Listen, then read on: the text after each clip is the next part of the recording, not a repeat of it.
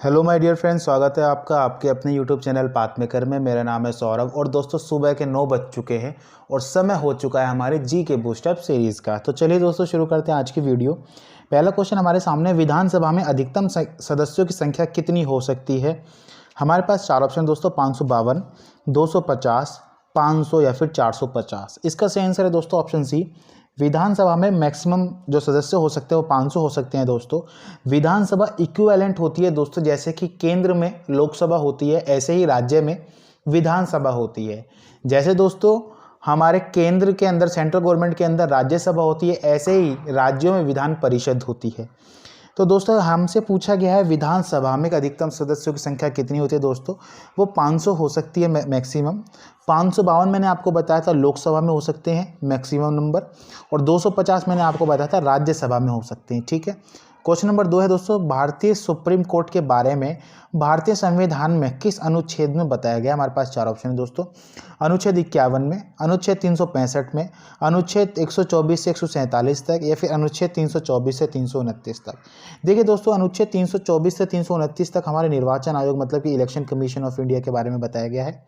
अनुच्छेद 51 में दोस्तों अंतर्राष्ट्रीय शांति एवं सुरक्षा के बारे में बताया गया है।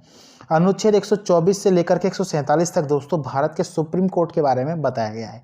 आप दोस्तों कमेंट सेक्शन में कमेंट करके बताइएगा अनुच्छेद 365 में क्या बताया गया है। ठीक है। क्वेश्चन नंबर 3 है दोस्तों, संचित निधि मतलब कि कॉन्सोलिडेटेड फंड का प्रावधान किस अनुच्छेद के अंतर्गत दिया गया है। देखिए दोस्तों, कॉन्सोलिडेटेड फंड एक हमारी एक संचित निधि होती है जिसके द्वारा राष्ट्रपति, उपराष्ट्रपति, लोकसभा स्पीकर, प्रधानमंत्री, इन सभी की बड़े बड़े जो भी होते हैं पोस्ट पे, उन सभी की दोस्तों सैलरी संचित निधि से ही दी जाती है।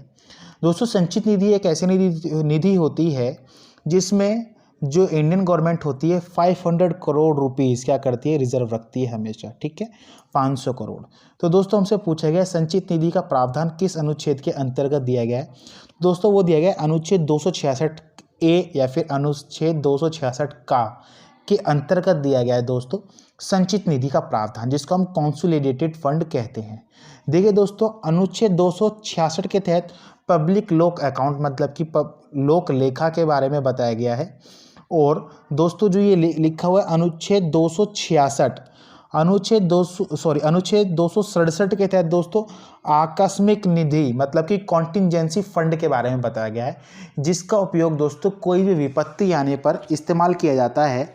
आकस्मिक निधि का दोस्तों इससे इंस्टेंट मनी निकाली जा सकती है। जैसे कोई बाढ़ आ जाए तो इसमें क्या होगा दोस्तों, प्रेसिडेंट बस अपना सिग्नेचर करेंगे और उससे पैसा निकाल लिया जाएगा। और दोस्तों ये जो मैंने आपको बताया संचित निधि, इससे पैसे निकालने का प्रोसीजर थोड़ा लंबा होता है क्योंकि इसके लिए मीटिंग की जाती है दोस्तों, उसके तहत मेजॉरिटी होती है। जब वो मेजॉरिटी से पास हो जाता है तभी इससे पैसा निकाला जा सकता है। 266 ए के तहत जो दी गई है हमें कॉन्सोलिडेटेड फंड। लेकिन कॉन्टिंजेंसी फंड एक हमारी आकस्मिक निधि होती है जो कि आपातकाल स्थिति में इस्तेमाल की जाती है। ठीक है। क्वेश्चन नंबर 4 दोस्तों, राज्यसभा का कोरम कितना होता है। दोस्तों मैंने आपको बताया था, लोकसभा का कोरम हम डिस्कस कर चुके हैं। यहाँ पे कोरम का मतलब होता है दोस्तों, मतलब कि मिनिमम सदस्य की रिक्वायरमेंट, जिससे हम राज्यसभा की मीटिंग जो है दोस्तों उसको मतलब कि गठित कर सके, उस पर वाद विवाद कर सके, जो भी हमें कोई भी विषय वस्तु के ऊपर जिस पे हमें बातें करनी है वो हम मीटिंग उस पर कर सके। तो दोस्तों राज्यसभा का कोरम हमारे पास कितना होता है। ऑप्शन है 1/10, 2/9, 1/15, 1/20। देखिए दोस्तों इसका भी 1/10 ही होता है कोरम। मिनिमम मेंबर 1/10 चाहिए जितने भी मेंबर होते हैं राज्यसभा में। जैसे कि दोस्तों आप सभी जानते हैं 250 मेंबर होते हैं मैक्सिमम, तो इसका 1/10 25 मेंबर मिनिमम होने चाहिए किसी भी मीटिंग को कंडक्ट करने के लिए। मैंने आपको दोस्तों बताया था लोकसभा का कोरम कितना होता है, वो भी कितना होता है 1/10।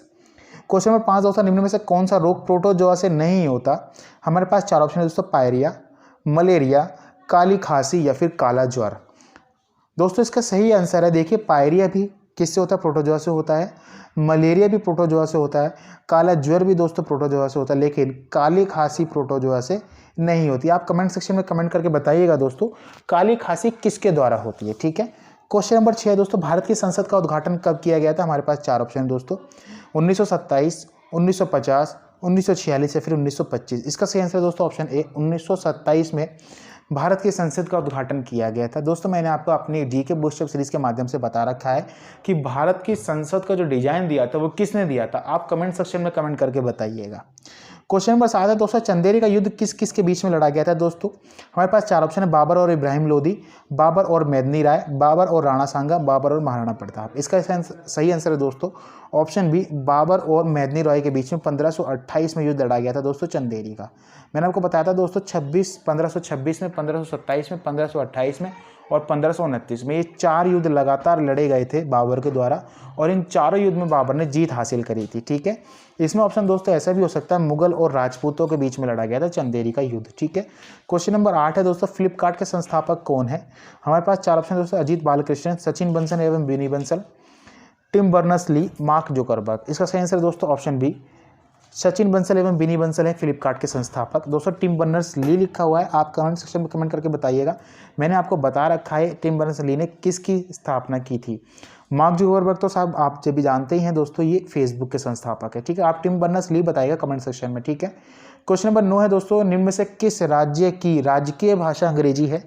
इसका सही आंसर है दोस्तों ऑप्शन डी, नागालैंड की राजकीय भाषा दोस्तों अंग्रेजी है। क्वेश्चन नंबर 10 है दोस्तों, ज्वार भाटा उत्पन्न होने का कारण क्या होता है दोस्तों। ज्वार भाटा होता है, इसका मतलब समझिए आप, समुद्र का जल दोस्तों दिन में एक बार ऊपर उठता है और नीचे गिरता है। इसका मतलब दोस्तों क्या होता है, इसी से वेव्स जो आप देखते हैं, लहरें उत्पन्न होती है समुद्र में, वो ज्वार भाटा के कारण ही होती है दोस्तों। उसका उत्पन्न होने का कारण क्या होता है, पृथ्वी और सूर्य के बीच में गुरुत्वाकर्षण बल के कारण, पृथ्वी और चंद्रमा के बीच में गुरुत्वाकर्षण बल के कारण, या फिर चंद्रमा और सूर्य के बीच में गुरुत्वाकर्षण बल के कारण। इसका सही आंसर दोस्तों ऑप्शन सी, ज्वार भाटा उत्पन्न होने का कारण होता है चंद्रमा और सूर्य के बीच में गुरुत्वाकर्षण बल के कारण ही ज्वार भाटा उत्पन्न होता है। मतलब कि समुद्र के पानी का ऊपर उठना और नीचे गिरना ही ज्वार भाटा कहलाता है। क्वेश्चन नंबर 11 है दोस्तों, विश्व की सबसे लंबी पर्वतमाला का नाम क्या है दोस्तों। एंडीज पर्वतमाला, हिमालयन पर्वतमाला, अरावली पर्वतमाला या फिर रॉकी पर्वतमाला। इसका सही आंसर दोस्तों ऑप्शन ए, एंडीज पर्वतमाला विश्व की सबसे लंबी पर्वतमाला है। क्वेश्चन नंबर 12 दोस्तों, ब्रह्म समाज की स्थापना किसके द्वारा की गई थी दोस्तों। हमारे पास 4 ऑप्शन है, राजा राम मोहन राय, देवेंद्रनाथ टैगोर, रविंद्रनाथ टैगोर या फिर मदर टेरेसा। इसका सही आंसर दोस्तों ऑप्शन ए, राजा राम मोहन राय के द्वारा ब्रह्म समाज की स्थापना की गई थी। क्वेश्चन नंबर 13 है दोस्तों, काकरापारा नदी घाटी परियोजना किस नदी पर बनी हुई है। हमारे पास 4 ऑप्शन है, ताप्ती नदी, तुंगभद्रा नदी, पेरियार नदी, सतलज नदी। इसका सही आंसर है दोस्तों ऑप्शन ए, ताप्ती नदी पर बनी हुई है काकरापारा नदी घाटी परियोजना। दोस्तों जैसे कि आप नाम से अंदाज़ा लगा सकते हैं, काकरापारा ये गुजरात में है। ठीक है दोस्तों, मतलब कि ताप्ती नदी पर जो नदी घाटी परियोजना काकरापारा गुजरात में स्थित है। क्वेश्चन नंबर 14 दोस्तों, केंद्रीय सांख्यिकी संगठन CSO की स्थापना कब की गई थी। इसका सही आंसर है दोस्तों ऑप्शन ए बी, 1951 में स्थापना की गई थी दोस्तों केंद्रीय सांख्यिकी संगठन की। इसका काम क्या होता है दोस्तों, जो CSO होता है सेंट्रल स्टैटिस्टिकल ऑर्गेनाइजेशन, दोस्तों इसका काम होता है होलसेल प्राइस इंडेक्स से महंगाई का आकलन करना। ठीक है, क्वेश्चन नंबर 15 है दोस्तों, किस अनुच्छेद के तहत संविधान संशोधन विधेयक को पेश किया जाता है। हमारे पास 4 ऑप्शन है, अनुच्छेद 108, अनुच्छेद 110, अनुच्छेद 117, अनुच्छेद 368। देखिए दोस्तों, ये क्वेश्चन तीसरी बार हमारे सामने आ रहा है। ये ऑप्शन अनुच्छेद 108, अनुच्छेद 110, अनुच्छेद 117। आप इन तीनों के बारे में बताएंगे, इन तीनों के बारे में मैंने आपको क्या बता रखा है। इसका आंसर है दोस्तों अनुच्छेद 368 के तहत पेश किया जाता है संविधान संशोधन विधेयक, मतलब कि कॉन्स्टिट्यूशन अमेंडमेंट बिल। ठीक है, क्वेश्चन नंबर 16 है दोस्तों, संविधान के किस भाग में भारत के राष्ट्रपति के बारे में बताया गया है। भाग 1, भाग 5, भाग 6 या फिर भाग 22। देखिए दोस्तों, इसका सही आंसर है ऑप्शन बी, भाग 5 में आर्टिकल 51 से लेकर के 62 तक, संविधान के 5वें भाग के आर्टिकल 51 से 62 तक दोस्तों भारत के राष्ट्रपति के बारे में बताया गया है। मैन का पूर्ण रूप क्या होता है। Mobile area network, multi area network, multinational area network, mobile animation network. इसका सही आंसर दोस्तों option C, multinational area network ही होता है दोस्तों मैन का पूरा रूप। ठीक है, मतलब कि फुल फॉर्म। दूसरा है दोस्तों, भारत में निर्मित प्रथम कंप्यूटर का नाम क्या था। हमारे पास 4 ऑप्शन है, परम 1000, सिद्धार्थ, सिद्धांत या फिर परम पदम। इसका सही आंसर दोस्तों ऑप्शन बी, सिद्धार्थ भारत में निर्मित प्रथम कंप्यूटर था जिसका नाम था दोस्तों सिद्धार्थ।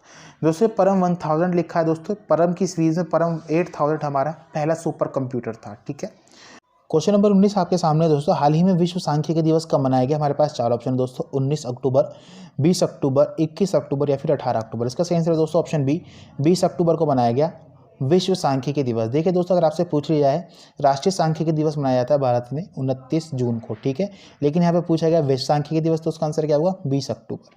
क्वेश्चन नंबर 20 है दोस्तों, हाल ही में एशिया पावर इंडेक्स 2020 में भारत कौन से स्थान पर रहा।